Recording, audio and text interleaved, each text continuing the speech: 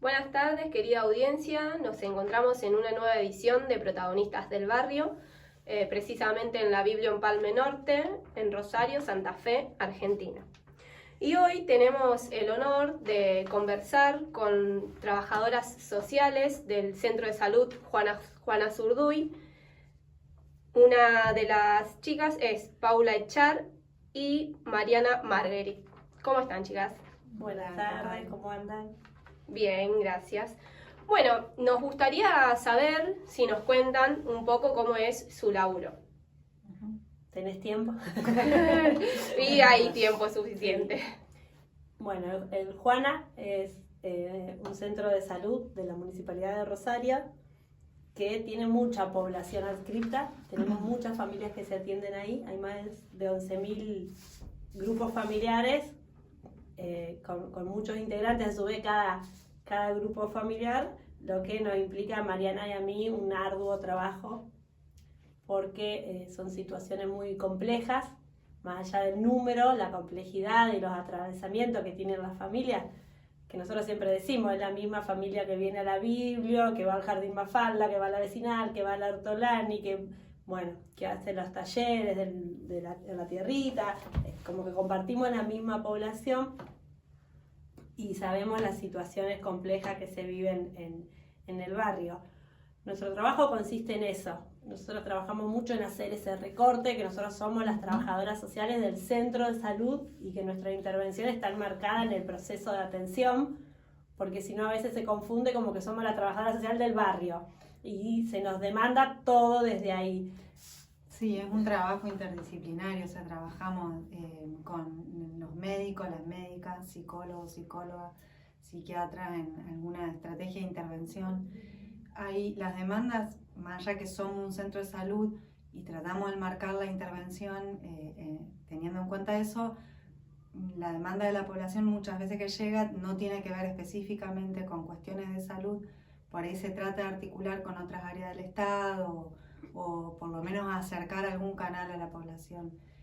Porque bueno, también hay demandas en relación a lo que tiene que ver con la vivienda, lo alimentario, etc. Que si uno entiende, también todo tiene que ver con la salud. Sí. ¿Cómo empezaron? ¿Por qué se le ocurrió ser trabajadora social? Yo soy de Victoria, hice toda la primaria y la secundaria en Victoria. ¿Entre Ríos? Sí, Entre Ríos. Y me vine a Rosario a estudiar cuando terminé la secundaria allá, y como que veía una trabajadora social, lo que hacía en el hospital donde trabajaba mi papá. Él siempre trabajó en salud pública, entonces yo me crié, digamos, con la bandera de la defensa de la salud pública y la salud como un derecho, pero siempre supe que no iba a estudiar medicina. Y viste esas cuestiones de identificación, o que uno cuando es chiquita ve a alguien y dice, bueno, por acá es mi rumbo, y creo que ella de alguna forma me inspiró. Pero bueno, también vengo de una familia que siempre trabajó por los derechos de los más humildes, poder trabajar esto en la construcción de ciudadanía, garantizando que las personas puedan acceder a sus derechos, y me parece que eso también hay algo de que se mama en la casa. Después sí, me vine a Rosario y lo reivindiqué y trabajé mucho tiempo en género, en violencia de género, y en un momento sentí que ya no era mi espacio, que ya no tenía mucho más para dar desde ese lugar, y bueno, hubo que hacer algunas cuestiones administrativas dentro de la MUNI para poder pasarme a salud. Sí, yo vengo de un pueblo de la ciudad de Córdoba, León se llama. No sé si tenía tan en claro en ese momento por qué estudiar trabajo social. Sí había cuestiones que por ahí me interesaban. ¿Estudiaste acá en Rosario? Acá en Rosario. Me interesaba la política, me generaba mucha indignación la desigualdad. Yo estudié en fines de los 90, o sea, también era una época bastante particular a nivel país. Creo que tiene que ver con eso también. En mi casa siempre se hablaba de política, siempre se trabajó en lo público, entonces un poco tenía que ver, sí sabía que tenía que ver con alguna carrera social, digamos, lo que venía a estudiar. Y bueno, elegí trabajo social. Bien, y entre lo que esperaban de la carrera y lo que después vieron en la práctica, ¿notaron mucha diferencia o era lo que ustedes realmente esperaban de la profesión? No, No, yo creo que sí, digamos, uno tiene un imaginario, la facultad te prepara muchas veces en lo académico y estudiamos sociología, historia, ciencias políticas, filosofía, economía política y después volcar, digamos, todo ese conocimiento, todo eso teórico en la práctica, creo que es algo que nos cuesta en todas las carreras. Que pasa en todas las carreras, sobre todo en las que son así como dice Marian, que tienen una orientación más social. Después sí, hay momentos en que te frustrás, uno tiene como todas las expectativas y pensamos que el mundo lo vamos a poder cambiar y de alguna forma seguimos pensando en eso, porque si no, no estaríamos en un barrio como Empalme o no estaríamos en un centro de salud, pero bueno, ya sabemos de frustraciones, sabemos de los modelos políticos que nos gobiernan en la actualidad, sabemos, uno va adquiriendo años, ya tenemos las dos más de 40, digamos, y esto que dice Mariana, estudió en los 90, yo me vine a estudiar después, en el 2001, digamos, no tuve ninguna mesa de examen, porque fue cuando se declaró estado de sitio y no se podía rendir. Entonces, bueno, es como muy difícil lo que estudiás y lees en la facultad a después poder volcarlo en la práctica cotidiana. Pero bueno, también es la praxis, ¿no? Es la conjunción de la teoría y la práctica para poder transformarla. Y bueno, ese es el horizonte, y el horizonte es garantizar derechos. Entonces creo que cuando uno tiene más o menos en claro cuál es el marco, podrá haber frustración, hay veces que te quiere ir a la mierda y decir ¿para qué estoy acá si todo sale mal? Y hay veces que se redoblan las expectativas y las apuestas, como fue el Día de las Infancias acá, que la verdad que fue una actividad para festejar el Día de las Infancias con más de 20 organizaciones de Empalme, merenderos, partido político, biblioteca, escuela, vecinal, que logramos hacer eso, ¿no? Trascender las cuestiones partidarias y que nos una actividad, por ejemplo, como esa. Y la verdad que esas son cosas que yo siempre digo, hagámosla porque nos fortalece como equipo, pero también porque te dan lucecitas de esperanza ante tanto panorama de desánimo. Sí, no, coincido. Por ahí en la formación uno ve cuestiones más macro y después en en el trabajo, digamos, hay algunos límites para el ejercicio profesional. Por ejemplo, esto que planteaba Paula, quizá uno viene a trabajar, ni bien se recibe y quiere, no sé, cambiar directamente la realidad de todo el barrio. Y después, bueno, hay cuestiones que quizá hay marcos institucionales o políticas públicas que hacen que uno tenga que ir trabajando en esa línea. Claro. Pero es una carrera, yo considero que es una formación muy amplia. Como decía Paula, tenemos, ciencias, tenemos política social desde tercer año, desde segundo año o primero. Política social, teoría política, historia, economía. Entonces, por ahí, bueno, en el momento de venir a trabajar, tenemos una lectura del contexto que me parece que es necesaria, importante, y por ahí, bueno, nos da pie para la intervención también eso, entender qué es lo que pasa a nivel histórico, político y social de alguna manera. Y yo creo que un barrio como Empalme, que eso en mi historia, digamos, sí fue casualidad, porque fue el lugar donde se necesitaba una profesional de trabajo social, no es que lo elegí ni que hubo opción, como nos da mucha tela para cortar en nuestra profesión, porque tiene un nivel de organización política, territorial, esto que decimos del trabajo fuerte que hay entre las organizaciones sociales, el conocimiento, que también permite hacer nuevas prácticas, nuevas ideas. Sí, y un trabajo necesario esta articulación, porque por ahí, como decimos nosotros, somos trabajadoras sociales de un centro de salud, pero muchas veces llegan consultas o situaciones que van más allá de lo meramente que podemos abarcar nosotros. Claro. Entonces esta articulación es necesaria. Y muchas veces las organizaciones las organizaciones del territorio suplen la ausencia del Estado. Muchas veces nosotros en lo alimentario o en algunas cuestiones así más de emergencia nos refugiamos mucho más en las organizaciones del territorio. Sí, hay más respuesta. Hay más respuesta y hay otros tiempos que por ahí los tiempos que tiene el Estado. Digamos, en varias ocasiones, cuando ustedes se encuentran con las necesidades del ciudadano, no se sienten apoyadas de parte del Estado. Depende qué situaciones. Hay situaciones que creo que hemos aprendido y que hemos trabajado muy bien, y hay otras situaciones, inclusive dentro de la misma Secretaría de Salud, digo, hay situaciones que podemos dar respuestas más armadas y con algunos circuitos más rápidos, y hay otras que el Estado no puede acomodarse a los tiempos de las personas y de las personas que sufren, que la están pasando mal, que están esperando un turno, que están en tratamiento. Y bueno, y lo mismo podemos hablar en relación a la vivienda, a la educación, a la asistencia alimentaria. La asistencia alimentaria, hoy me decían las compañeras, nosotros pedimos refuerzo alimentario a algunas familias dentro del proceso de atención, y bueno, cómo se ha duplicado el pedido de las famosas cajas, digamos, de acuerdo a la situación socioeconómica actual. Muchas veces cuando eso hay que resolverlo en el día, y la verdad que llamamos a los comedores del barrio. Bueno, qué bueno esto que contaban antes de la unión de las organizaciones y la importancia que tiene para resolver estas cuestiones que son inmediatas, por así decirlo, para el ciudadano. Uh-huh. Eso es gratificante, y también entender que de esa manera todos tienen un mismo propósito, que es ayudar al otro. Sí, Más... yo soy bastante reacia a decir ayudar. En realidad garantizamos derechos, porque si no tiene esta índole de la beneficencia, de la filantropía, de algo de te doy lo que me sobra, digamos. Nosotros no ayudamos, nosotros tratamos de garantizar los derechos.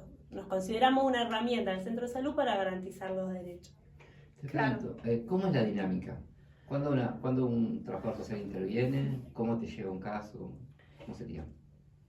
Puede llegar una demanda, digamos, al centro, o sea, puede llegar una persona para hablar con alguna de nosotras dos, alguna consulta específica o alguna situación en particular, y si no, como decía yo al principio, trabajamos junto con los médicos, las médicas, psicólogos, psicólogas y psiquiatras, o sea, con el equipo, digamos, trabajamos en equipo. Sí, hay veces, perdón, pero que va una paciente, es una situación de violencia y cuenta en enfermería, en odontología, lo que está pasando, y ahí rápidamente como que nos rearmamos como equipo a ver quién la atiende, si hay que hacer la denuncia, la prohibición de acercamiento. Sí. Entonces, esa sería como la situación ideal, que venga un compañero, una compañera y te diga, che, mirá, estoy, no sé, con un embarazo no deseado, estoy con una situación de abuso, consumo problemático, situación de violencia en el barrio, bueno, lo que ya sabemos que Entonces, pasa. armamos un equipo para poder trabajar, digamos, pensar alguna intervención. Si no, también nos llega por ustedes un montón. La Biblia manda muchas. Digo, por las organizaciones del barrio también, porque trabajamos todo el tiempo juntos, y como nosotros llamamos a decir, che, este pibe nos gustaría que ingrese a una nueva oportunidad que tienen en la Biblia, bueno, ustedes también nos mandan, y eso pasa en todas las organizaciones. Y después ya hace muchos años que estamos, entonces nos conocen, van y le dicen, Paula, Mariana, ¿puedo hablar con ustedes? Y ya viste cómo es, nosotros sabemos quiénes son, quiénes viven, por qué la mayoría de las veces ya sabemos con qué quilombos vienen o con qué demanda. Y bueno, creo que es tanto lo complejo que nosotros lo que tratamos de hacer es no quedarnos solas nunca escuchando una situación. Siempre esto, armar equipo, ya sea en el Juana, o en el barrio, o en la MUNI, o en el Estado, pero porque de a una imposible. Claro, sí, es mucha demanda. Bueno, detrás de cámara nos habían comentado que están iniciando con un proyecto acá en el noroeste de la ciudad, con estas organizaciones que mencionaron anteriormente. ¿Quieren contarle al público, por favor? Sí, en realidad es más amplio que Empalme. Se suman todos los barrios del noroeste, Ludueña, La Bombacha, Estela Mari, Unidos, el 7 de septiembre, bueno, como distintos barrios, Fisherton Pobre, como se conoce, distintos barrios de la zona noroeste, venimos trabajando en una red que trabaja por los derechos de las infancias. Esto nace más o menos cuando fue el asesinato acá en el barrio de Máximo, del nenito que matan el 5 de marzo. Nos empezamos a juntar para poder agendar políticamente y a los responsables del Poder Ejecutivo, Legislativo, Judicial, cómo crecían los niños y niñas en los territorios de Rosario. Perdón, Paula, que te interrumpa. Máximo, para que la gente entienda de la persona que hablamos, es el nene que fue asesinado por temas de narcotráfico que había en la zona. Que fue acá unas cuadras. Ahí nos empezamos a juntar, se suma el colegio de psicología, se suma el socioeducativo en ese momento de otra gestión, y realizamos un diagnóstico de cómo crecían y vivían los niños en las infancias en los barrios. Citamos al intendente que vinieron los secretarios, citamos a las cúpulas más altas de la provincia, de la gestión del ex gobernador Perotti.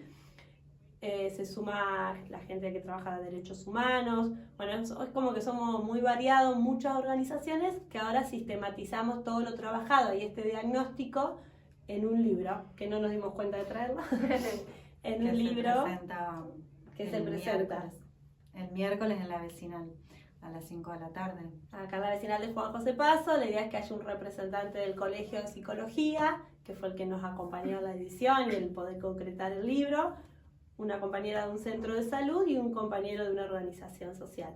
Y va a ser como una mesa, un conversatorio que lo va a articular, a coordinar Sonia Tesa, una periodista.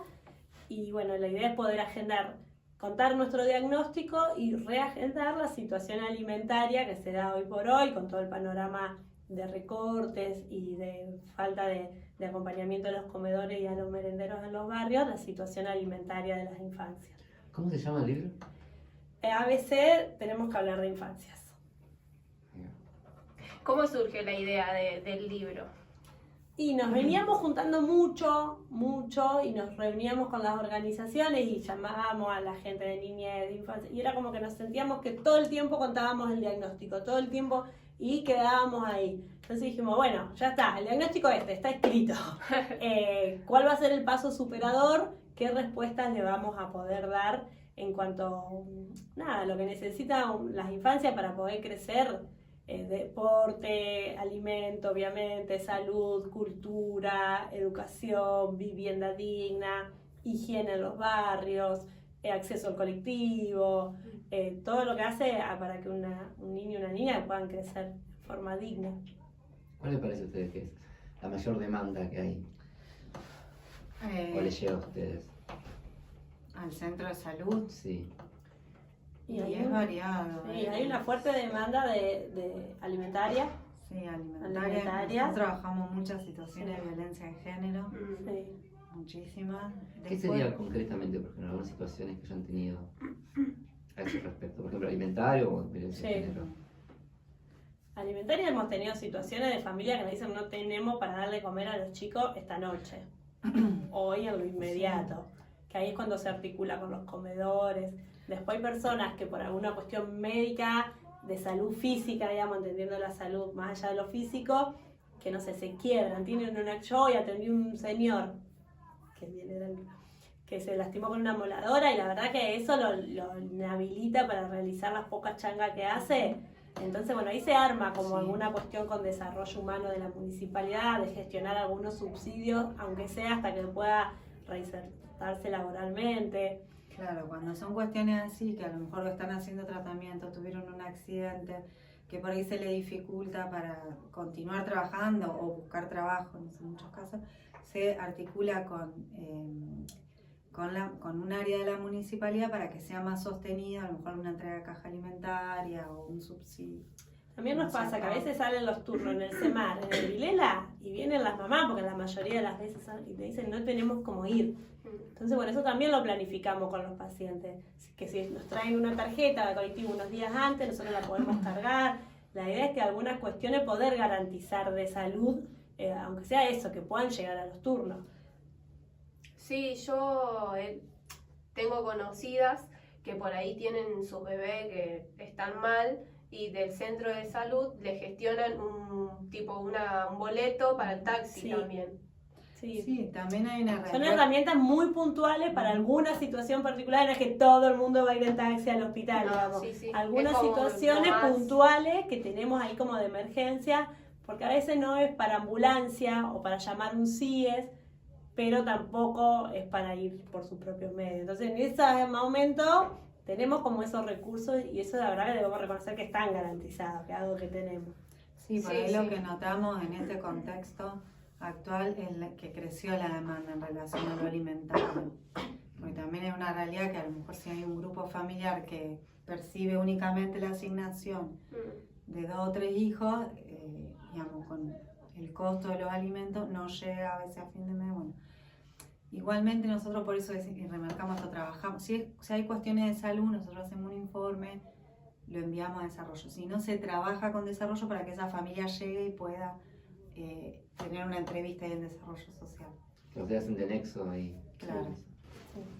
Una pregunta, por ejemplo, si una persona quisiera estudiar trabajo social, ¿qué le parece a ustedes?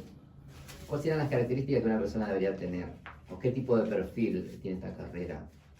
Ya con ustedes haber estudiado y estando en la práctica, ¿no? Sí. En el momento que yo estudié, había muchas mujeres.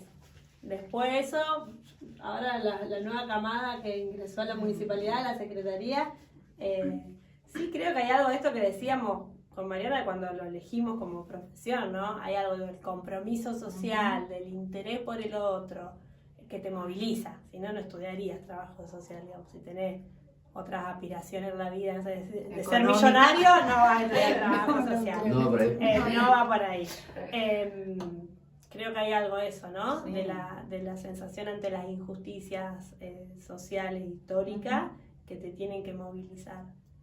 Pero bueno, pasa en un montón de carreras. También hay personas que estudian medicina y no hacen anestesia, que no hacen carreras que te dan mucha plata, sino que hay algo de... Y a mí en lo personal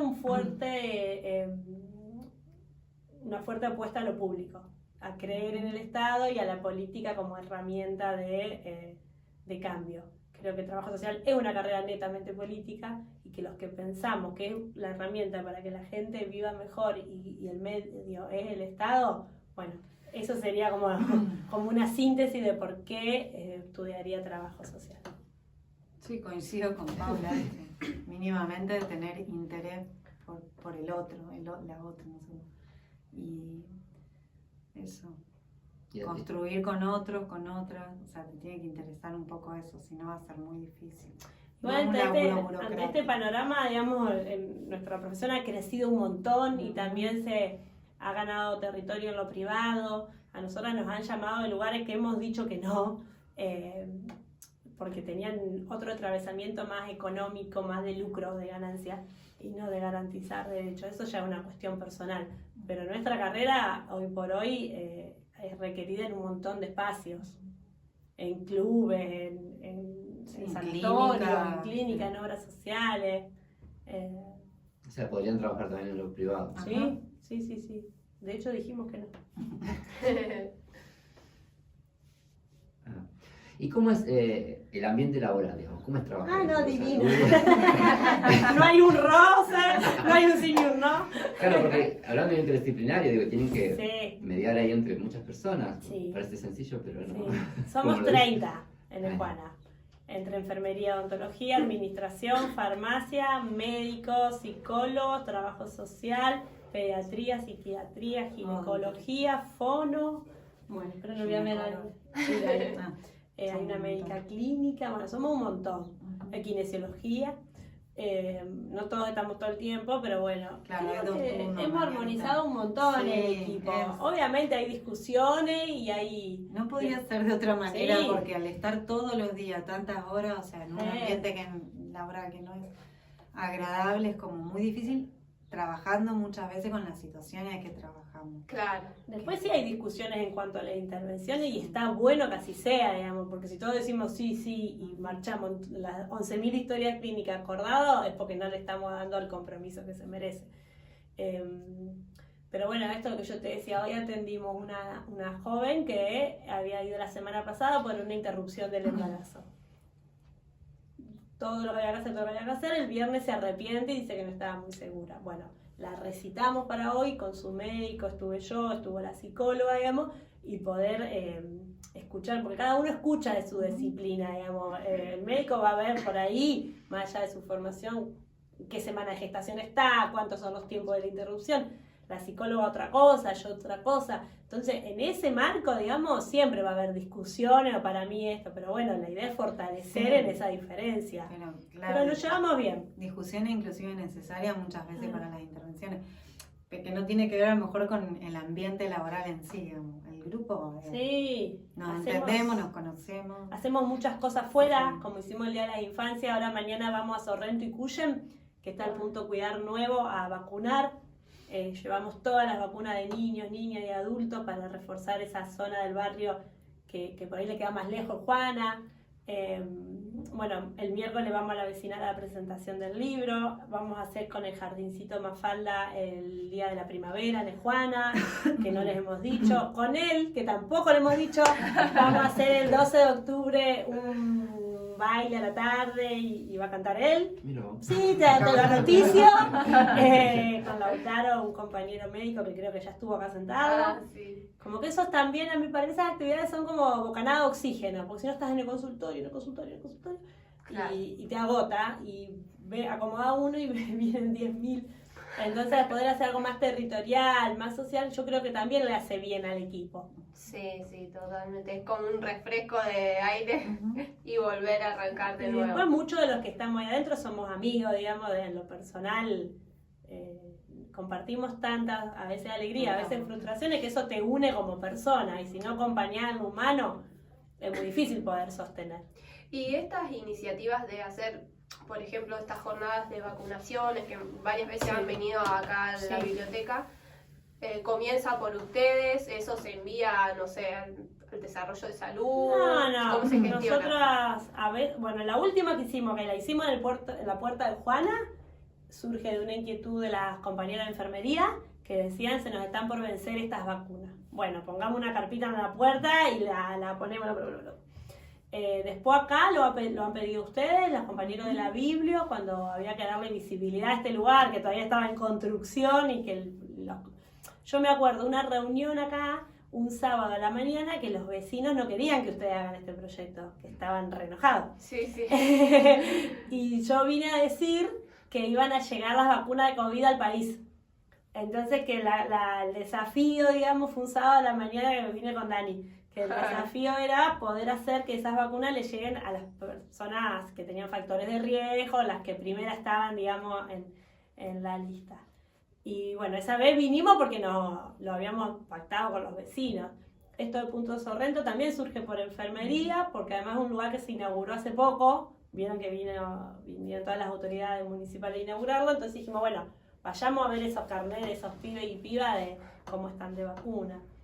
Sí, a veces del jardín mismo, la del ingreso, o la de la escuela, la del ingreso escolar, quizá, recuerdo que no sé si se ha hecho posta, pero sí se informaba a la escuela, entonces iban al centro de salud, se ha trabajado con los jardines, surge a veces desde el equipo o de una demanda por ahí de distintas organizaciones o instituciones. Aparte de las enfermeras, y aprovecho que hoy es el día de la vacunadora que tenemos, les encanta vacunar. No podés pasar por la puerta de enfermería que siempre te falta algo, así que vos le decís, chicas, ¿vamos a ir a vacunar? Sí, vamos. Tienen eso que les gusta, así que... Ustedes dijeron que no conocían Empalme, ¿no? Hasta que no empezaron a trabajar acá. Yo sí, antes no había trabajado en Empalme, como era más barrio industrial. Sí lo conocía porque había tenido contacto con la gente de la biblioteca y dije, bueno, Sí. pero sí lo conocía. De hecho, ¿cuándo asumió Néstor? 2001, 2002. 2003, ¿no? 2001 estaba... 2003. 2004. En ese año, con la facultad, vengo acá a la zona de Chaco, por ahí de la vida, a hacer un relevamiento, porque era cuando se pasa lo que era el programa, el plan jefa y jefe, pasan a cobrar por cajero. Entonces sale una pasantía en la facultad para relevar todos los barrios. Y era nada que ver, digamos, lo que era en esos años el barrio, o por lo menos el recuerdo que yo tengo, era muchísimo asentamiento, pasillo. Bueno, lo veo, después cuando volví acá al centro de salud lo vi recontra cambiado el barrio. Sí, lo conocía, no es que trabajé en el barrio, salvo esa pasantía, y por la escuela yo hice un reemplazo en la San Juan Diego, que es un barrio, está en un barrio industrial que es cerquita. Pero sí sabía la existencia, había caminado el barrio. No por ahí de todas las instituciones, no, el laburo que después implicó estar en el centro de salud. Y ahora que ya ha pasado cierto tiempo, ¿lo toman así como propio el lugar o Siguen siendo forasteros. No, ya no, estoy más tiempo acá Claro. que en Victoria, obviamente, Sí. que en mi casa. Y a mí el corazoncito me tira a Victoria. Yo el día que me jubile y eso me volvería. Pero sí, obviamente, uno siente parte y apuesta un montón y conoce a la gente y le toma cariño y hay actividades por fuera, digamos, de lo estrictamente